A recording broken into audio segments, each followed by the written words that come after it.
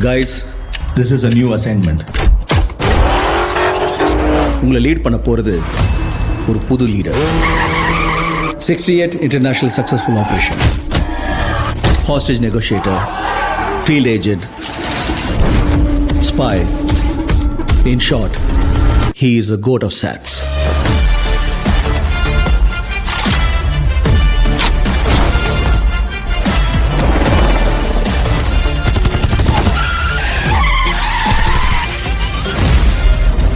குழந்தை நல்லா இருக்கு, ஒன்னும் டென்ஷன் ஆகாத.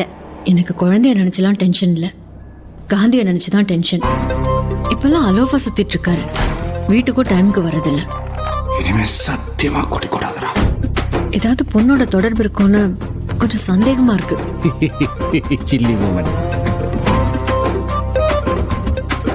அறிவு இருக்கடா உனக்கு?